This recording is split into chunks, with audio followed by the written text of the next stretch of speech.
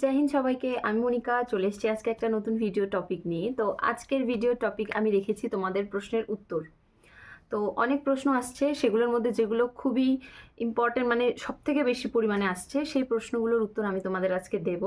তো কালকে আমি একটা ভিডিওতে তোমাদের বলেছি যে আধার কার্ড তোমাদের নিয়ে যেতে হবে, অন্যান্য আইডেন্টি কার্ড না, আধার কার্ডটাই নিয়ে যেতে হবে। তো অনেকে জিজ্ঞেস করছে আধার কার্ডটা মানে নতুন করে ডাউনলোড করব না পুরোনোটাই নিয়ে যাব, সেটার উত্তর দেব। আর হচ্ছে তোমাদের হাইট ওয়েট সামান্য একটু কম যদি থাকে কারোর, তাহলে কি করে তোমরা পাস করবে? দম আটকে যাচ্ছে দৌড়ানোর সময়, তো সেই দমটা কি করে তোমরা বাড়াতে পারবে সেই উপায়। এবং তোমাদের রানিংয়ে অনেকের বেশি সময় লাগছে, 6 মিনিট 5 মিনিট লাগছে মেয়েদের, ছেলেদেরও বেশি সময় লাগছে, তোমরা কি করবে? আর যা পিএমটির পরে পিইটি হতে কত টাইম লাগে, মানে পিএমটির পরে রান কখন শুরু হয়? তো এই সব প্রশ্নের উত্তর নিয়ে আজকে আমি চলে এসেছি। তো সবার প্রথমের প্রশ্ন হচ্ছে, গুরুতর প্রশ্ন এটা, যে আধার কার্ড তো আমাদের আছেই, আমরা কি আবার নতুন করে আধার কার্ড ডাউনলোড করব নাকি পুরনো আধার কার্ডটাই নিয়ে যাব? দেখো, তোমাদের অ্যাডমিট কার্ডে কিন্তু পরিষ্কার বলা আছে তোমাদের আধার কার্ড লাগবে রিসেন্ট। রিসেন্ট মানে তোমাদের এখনকার যে আধার কার্ড মানে এখন ডাউনলোড করা সেটা লাগবে। তোমরা ক্যাফেতে গিয়ে তোমাদের আধার নম্বরটা দিয়ে আধার কার্ড বের করে নেবে, ঠিক আছে? তা সেটাই নিয়ে যাবে। আর পরের প্রশ্ন হলো, হাইট ওয়েট যদি কম থাকে তাহলে কি করবে? দেখো, যাদের হাইট ওয়েট অনেকটা বেশি কম তাদের তো এখন হাতে কিচ্ছু করার নেই। আর 1-2 দিনে আছে তোমাদের মাঠের, কালকে থেকে মাঠ শুরু হচ্ছে মেয়েদের, তারপরে ছেলেদের হাতেও খুব বেশি সময় নেই, 13 তারিখ থেকে ছেলেদের। তো হাইট যদি সামান্য কম থাকে, কারোর 1 আঙুল, কারোর এতটুকু, মানে এরকম বলছে আর কি, 1 আঙুল কম আছে এরকম, তো তোমরা কি করবে? দেখো, তোমরা যখন দাঁড়াবে না, ছেলে মেয়ে উভয়ের ক্ষেত্রেই বলছি, তোমরা যখন দাঁড়াবে মানে যে হাইট আর ওয়েট দুটো একসাথেই তোমার হবে, মাপা হবে। তো তোমরা নিচে ওয়েট মাপা হবে, উপরে এদিকটা হাইট মাপা হবে। যখন দাঁড়াবে তোমরা একদম শ্বাসটাকে টেনে, এভাবে শ্বাসটাকে টেনে আর একদম নজরটা ওপরের দিকে রাখবে। মানে তোমার যদি সোজাসুজি একটা যদি কোনো পিলার বা কিছু থাকে সেদিকে তাকাবে না, তার একটু ওপরের দিকে তাকাবে, এইভাবে নজরটা একটু ওপরের দিকে রাখবে, ঠিক আছে? তো সেটা করলে কি হয়, এই জায়গাটায় কিন্তু একটু সামান্য উঁচু হয়। তো ওই সামান্য যাদের হাইটে 1 আঙুল কম হচ্ছে তারা কিন্তু এভাবে ম্যানেজ করতে পারো। একদম সোজা হয়ে দাঁড়াবে, মেরুদণ্ড একদম সোজা থাকবে, নজর একটু ওপরের দিকে থাকবে, এরকম এরকম থাকবে না, আবার সোজাই থাকবে, নজরটা একটু উপরে রাখবে। তাহলে দেখবে অটোমেটিক্যালি এখানে এই জায়গাটা একটু উঁচু হচ্ছে, ঠিক আছে? আর নিঃশ্বাসটা টেনে রাখবে, ঠিক আছে? তো এভাবে কিন্তু তোমরা হাইট থেকে সামান্য থাকলে পাস করে যেতে পারো। আর ওয়েটের কথা বলছি, এখন তো আর 1-2 দিনের মধ্যে তো সেরকম কিছু করে ওয়েট বাড়ানো সম্ভব নয়। তো ওয়েট বাড়ানোর জন্য আমি বলছি যে মেয়েদের ক্ষেত্রে তোমরা একটু ফুল প্যান্ট, একটু মোটা ধরনের যদি পরে যেতে পারো তো যাবে, যদি অ্যালাউ করে তো সেটা পরে তোমরা ওয়েট করতে পারবে। আর জলের বোতল সঙ্গে অবশ্যই রাখবে, জলের বোতল, কলা, চিড়া একটু বেশি করে খাবে, ঠিক আছে? তাহলে কিন্তু তোমাদের অনেকটা ওয়েট, মানে কিছুটা, যাদের 400 গ্রাম 600 গ্রাম 500 গ্রাম কম আছে তারা কিন্তু বাড়াতে পারো। আমার চোখের সামনে দেখা অনেকের এরকম রয়েছে যারা সামান্য 400-500 ওয়েট কিন্তু এভাবে বাড়িয়ে নিতে পারে। এবার এবছর কী হবে আমি বলতে পারছি না, যেখানেই পিএমটি পিইটি হোক না কেন, যে স্যার ম্যামরা থাকবে ওনারা কিন্তু খুবই হেল্পফুল হয়, সময় দেয়, ওয়েটের ক্ষেত্রে কিন্তু সময় দেয়। আমি দেখেছি, অনেক সময় দেখেছি যে স্যার ম্যামেরা কিন্তু অনেক হেল্পফুল হয়, সময় দেয়। কিন্তু এবছর আমি ঠিক বলতে পারছি না, কারণ এবছর একটু টাফ বেশি হবে, বোঝাই যাচ্ছে। তো তোমরা আগে থেকে কিন্তু জল, চিড়া, কলা, যাদের ওয়েট অনেকটাই কম আছে তোমরা কিন্তু খেয়ে কিন্তু যাবে, ঠিক আছে? আর একটু মোটা জামা কাপড় পরে ওয়েটটা করবে, তারপরে খুলে দৌড়টা করবে, ঠিক আছে? তো এটা ছিল হাইট ওয়েটের ব্যাপারে। আর দৌড়ানোর সময় দম বেশি, মানে দম পাচ্ছি না আর কি, দৌড়ানোর সময় দম পাচ্ছি না, আমারও সেম অবস্থা হতো, আমিও দৌড়ানোর সময় দম পাইতাম না, এরকম হতো। তো দৌড়ানোর সময় দম বাড়ানোর উপায়, মানে ইনস্ট্যান্ট উপায় আর কি। দম বাড়ানোর তো ক্যালোরিযুক্ত খাবার, এসব খাবার, অনেক ধরনের খাবার খেলে তোমাদের বেড়ে যেতে পারে কিছুদিনের মধ্যে, কিন্তু তোমাদের হচ্ছে ইনস্ট্যান্ট এখন দম বাড়ানোর উপায় লাগবে। তো তোমরা দৌড়ানোর সময় কিন্তু যখন দম পাবে না, মুখ দিয়ে নিঃশ্বাস নেবে, ঠিক আছে? দৌড়ানোর সময় মুখ দিয়ে নিঃশ্বাস নিলে কিন্তু নাকের তুলনায় মুখ দিয়ে যদি তুমি নিঃশ্বাস নাও, তাহলে কিন্তু তোমার দমটা একটু বেশি পাওয়া যায়, ফুসফুসে অক্সিজেনটা একটু বেশি পরিমাণে যাওয়ার রাস্তা পায়। তো তোমরা কিন্তু যখন দম পাচ্ছ না, মুখ দিয়ে নিঃশ্বাস নেওয়া শুরু করবে, ঠিক আছে?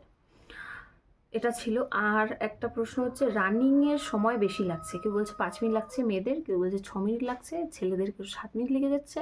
যাই হোক, যাদের রানিংয়ের থেকে মানে অ্যাকুরেট টাইম থেকে যাদের 30 সেকেন্ডও বেশি লাগছে, 40 সেকেন্ডও বেশি লাগছে, তাদেরকেও আমি আশ্বাস দিচ্ছি।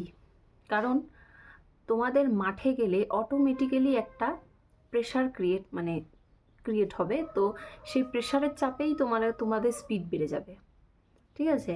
মাঠে তোমরা শুধু কনফিডেন্ট থাকবে। তোমাদের যদি ভাবো যে 20-30 সেকেন্ড তোমাদের বেশি লাগছে বাড়িতে, ওখানে গিয়ে কিন্তু কমে যাবে।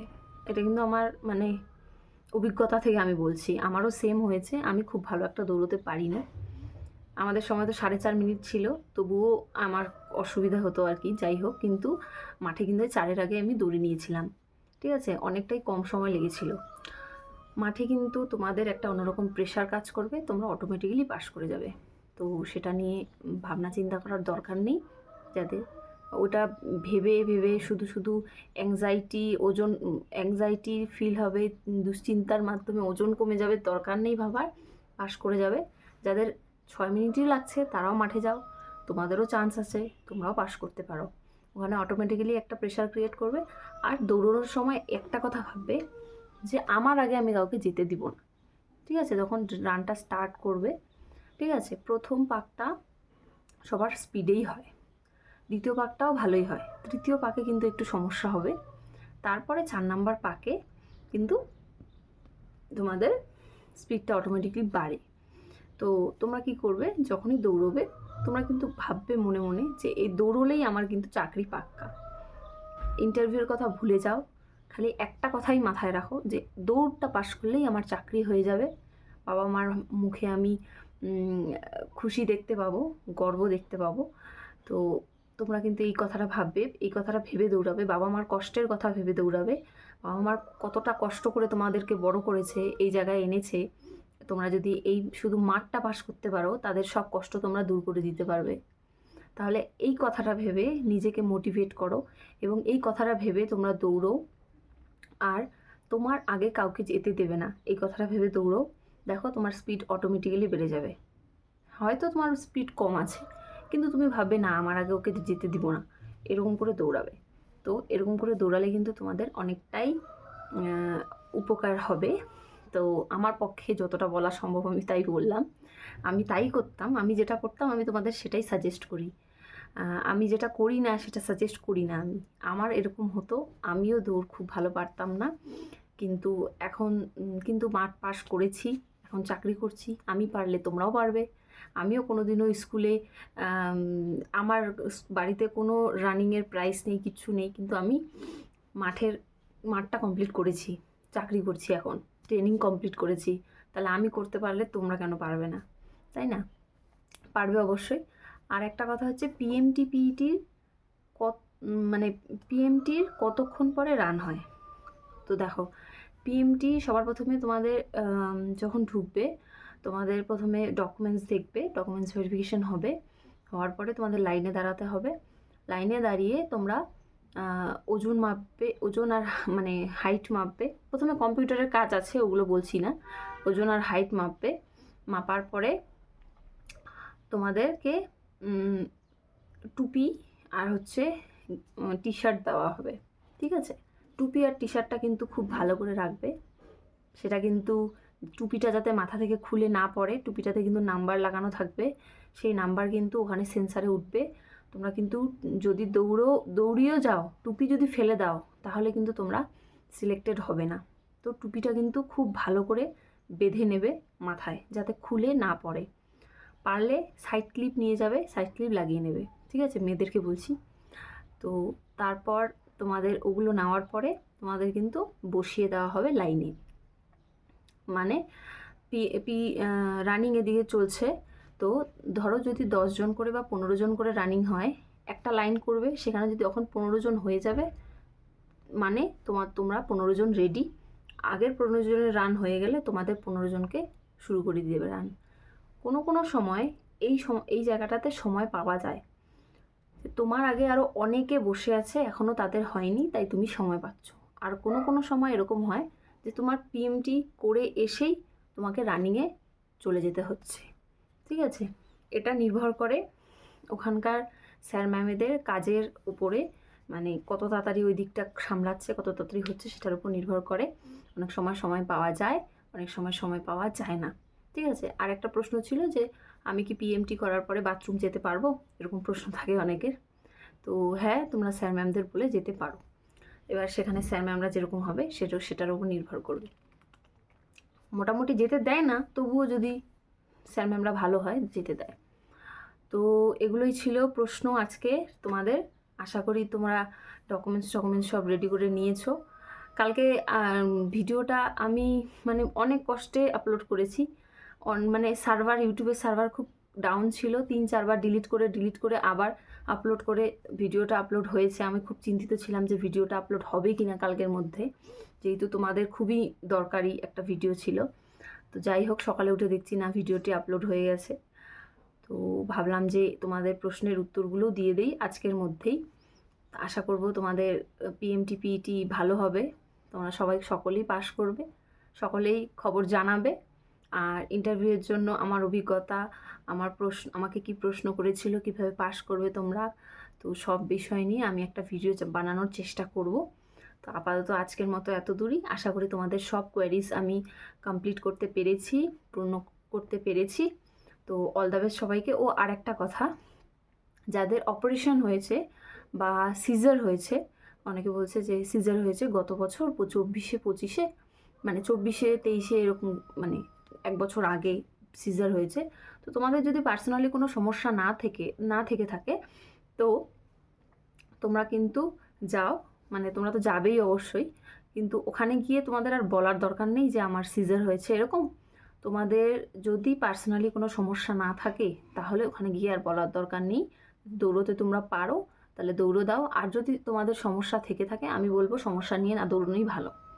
সুযোগ আসবে, কিন্তু একটা দৌড়ের ফলে যদি তোমার শরীর আরও খারাপ হয়ে যায়, তাহলে তো না করাই ভালো আমি বলবো। কিন্তু তোমার যদি পার্সোনালি সমস্যা না হয়, ওখানে গিয়ে আর বলার দরকার নেই যে আমার অপারেশন হয়েছে 1 বছর আগে, আমার বেবি 1 বছর আগে হয়েছে বা কিছু, কোনো দরকার নেই। যদি তুমি গর্ভবতী হয়ে থাকো, তাহলে তোমাকে ফিটনেস সার্টিফিকেট দিতে হবে, ঠিক আছে।